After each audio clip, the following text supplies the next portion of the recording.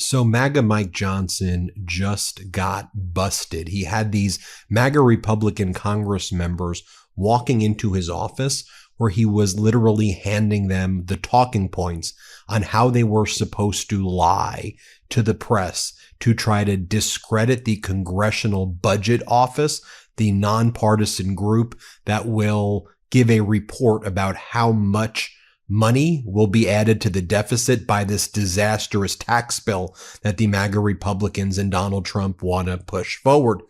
We have the talking points. You can literally see the talking points on how the MAGA Republicans are being coached to lie. Hat tip to Mikel Schnell over at The Hill, who snapped a photo of the talking points. Now, we saw MAGA Mike Johnson first use these talking points when he was being interviewed last night. This is what he said, quote, "I don't put a lot of credence in what the Congressional Budget Office says. That's not really something that governs my decisions. We have a timetable we have to meet, and I hope they can do their work in time." Now, the Congressional Budget Office is likely going to come out with a report that's going to say that this awful tax bill is going to add 4 to 6 or maybe even more trillions of dollars to the deficit. We've already seen, for example, the nonpartisan analysis from the Joint Committee on Taxation, estimating that this tax bill will add at least 3.7 trillion. We've also seen the Tax Foundation and Penn Wharton project projecting $2.5 to $5.1 trillion in increases to the deficit. We need to see what the Congressional Budget Office is going to ultimately say. Take a look right here. You can see the talking points, and here's how they're framing it. Draft Congressional Budget Office versus President Trump, the way they phrase it, as though this is some leftist organization. Let me just show you this, though, before I read you the talking points. This is what MAGA Mike Johnson said on November 18th, 2021. I can find a lot more posts like this from him and other MAGA Republicans who are now attacking the Congressional Budget Office. But here's what he said about it in 2021. Now that the CBO has confirmed this bill adds nearly $400 billion to the deficit, contrary to the White House's claim when former President Biden was in office, let's see if the moderate Democrats keep their promise to only vote for a bill consistent with the White House estimate. So I guess the Congressional Budget Office was good for you then, but now you want to claim there's some leftist organization where y'all are about to further tank our economy by saddling Americans with the largest increase to our deficit ever by this big disastrous bill. Here's what it says, the secret talking points that we've got this photo of from The Hill. The Congressional Budget Office is one of President Trump's most powerful opponents in trying to get the one big beautiful bill through Congress. This opposition to conservative reforms has a long history at the Congressional Budget Office.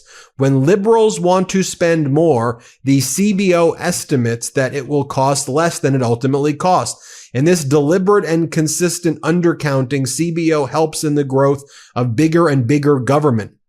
Unlike the wave of supply-side economists who revolutionized tax policy under Reagan, Gingrich, and Trump, the bean counters at the CBO consistently underestimated the growth impact of the conservative tax cuts. This combination of pro-spending and anti-tax cut bias has contributed to the growth of government, the size of the deficits, and the steady increase in national debt. No, you know who has? Donald Trump, who added $8 trillion to the deficit his first time in office. You don't believe me? Listen to what Nikki Haley and Ron DeSantis said in the Republican debate. It's just objectively true. Trump added 25 to 30% of the current deficit in total was caused by Donald Trump, the most ever. This tax bill is going to increase that even more. So here's what's going on. The MAGA Republicans are trying to quickly get further in front of the Rules Committee. They're trying to push this bill through before the Congressional Budget Office scores it. Now, that's kind of short-sighted as well because it's still going to have to get approved by the Senate. And we've seen MAGA Republican after MAGA Republican in the Senate saying they're not going to support anything that resembles what the MAGA Republicans in the House are doing. But the MAGA Republicans in the House want to jam the senators. The MAGA Republican senators. What we see right now is there's some critical issues that are unresolved. And MAGA Mike Johnson, if he wants to meet his deadline where he claimed he was going to get this bill passed in the House by Memorial Day, he's going to have to deal with these 4 key issues. Medicaid work requirement timeline. The far right MAGAs want to basically see Medicaid completely gutted. And they want to impose what their MAGA criteria for able-bodied people and push all of this on the states immediately and basically kick everybody off Medicaid. The Congressional Budget Office has already said, based on what it's seen already, we don't have their projections yet on the deficit based on the new formulations of this disastrous bill. But as it relates to healthcare, 13 to 14 million Americans are going to lose health care under this bill. Guaranteed is what the Congressional Budget Office says, at least. And it's probably going to be more than that. So the Medicaid work requirement timeline is a big issue. Another big issue is the Federal Medical Assistance Program, basically determining what the federal contribution to states are, how much the federal government is going to push to the states to handle Medicaid, and ultimately the states aren't equipped to handle Medicaid. So the greater percentage you push to the states, some states have trigger laws, which basically say, if you push a high enough percentage, we get rid of Medicaid totally. And the MAGA Republicans know that. And then some MAGA Republicans who are afraid they're going to lose their seat are saying, nah, the federal government has to take the lion's share here. You can't push all of this onto these states. And that's called FMAP, Federal Medical Assistance Program. One of the other issues that's being fought over, and there's no resolution, is when to phase out the green energy tax credits. And these green energy tax credits come from former President Biden's Inflation Reduction Act. And this has resulted in billions of dollars being invested into red states.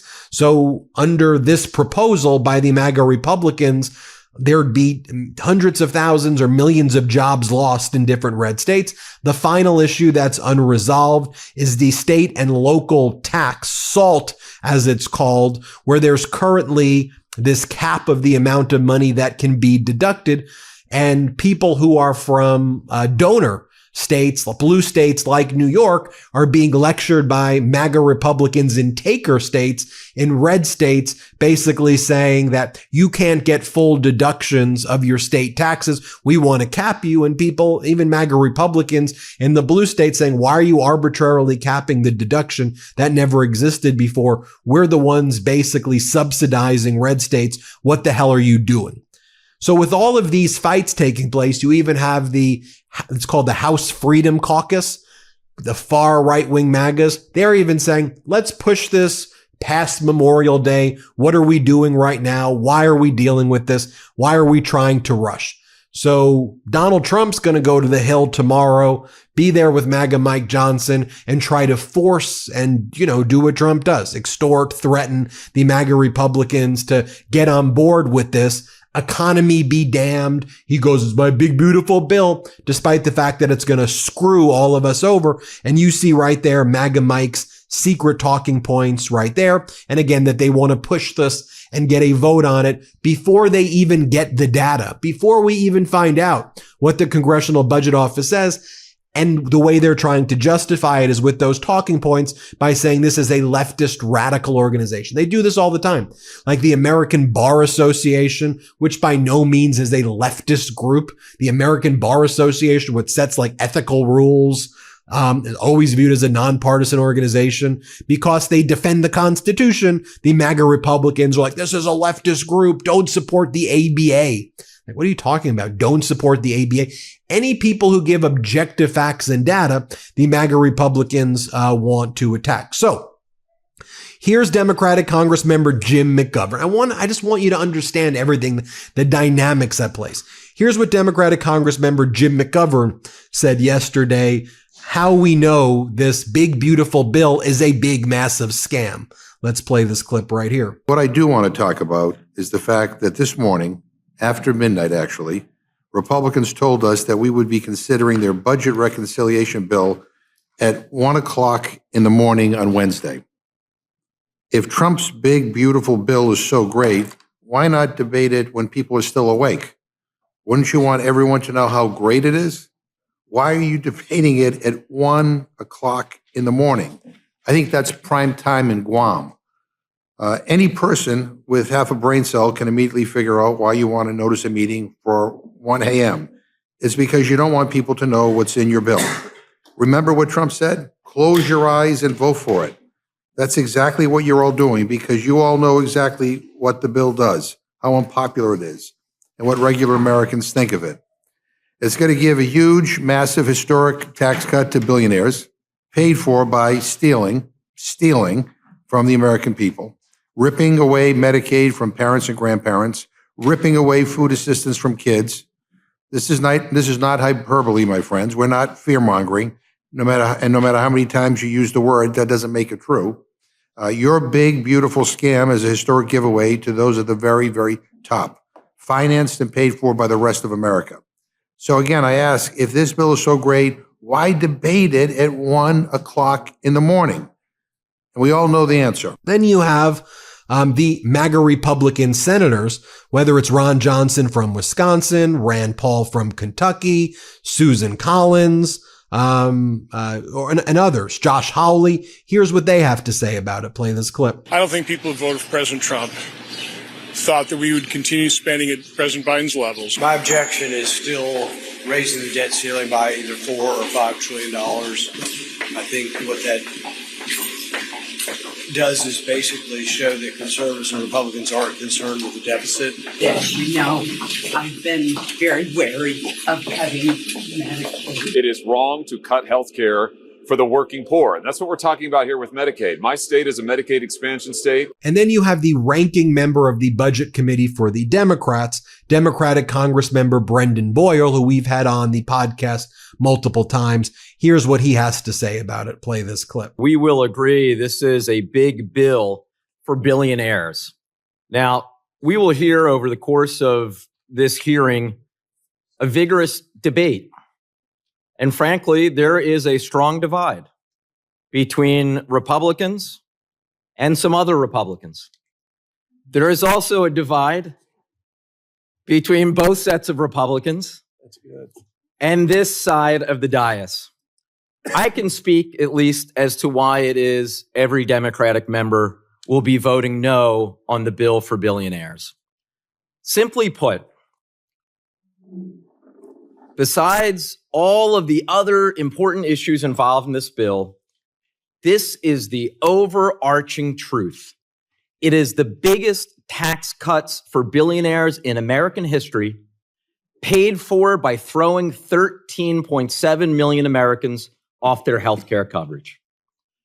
Now, those aren't my claims. That is not subjective. The nonpartisan Congressional Budget Office just this week confirmed that at least 13,700,000 Americans will lose their health care if the GOP bill for billionaires becomes law. That is bad economics. It is unconscionable. Even conservative Republican Senator Josh Hawley called it morally wrong. I can't believe I'm saying this, but Josh Hawley is right. Now, as to the part where I say this bill's for billionaires, you will hear throughout this debate, as we heard often over the course of the long markups of this week, Republican after Republican members say they must pass this bill, otherwise the tax cuts won't be extended for the American people. That's a disingenuous argument.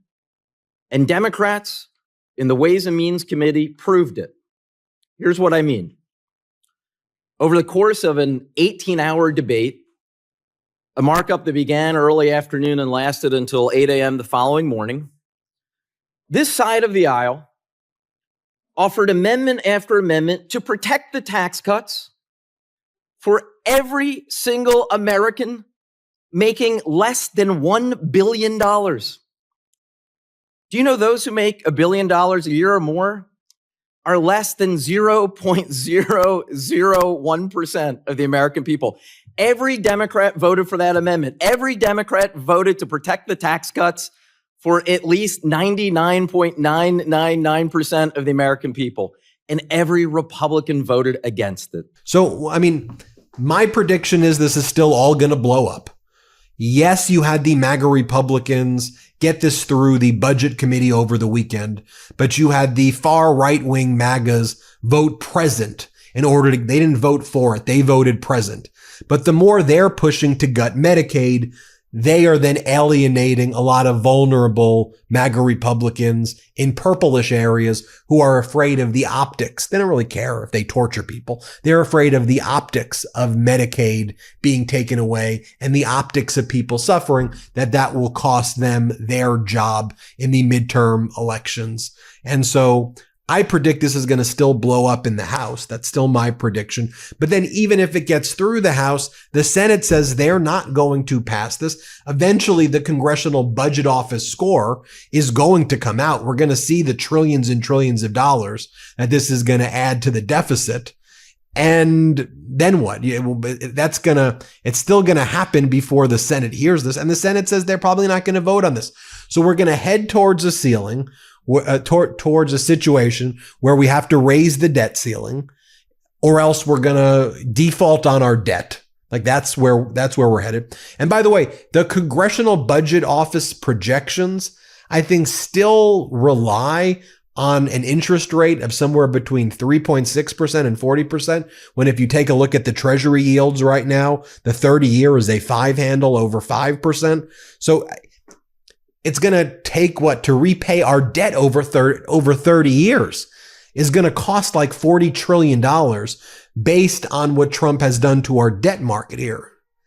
So I just want to give you the full dynamics so that when we head towards a situation in June or July where we have to raise the debt ceiling and all of this is happening, you understand that this is a manufactured MAGA issue and that this didn't just come out of nowhere. Thanks for watching. Hit subscribe. Let's get to 5 million subscribers. Love this video? Continue the conversation by following us on Instagram @MeidasTouch and help us blow past 1 million followers.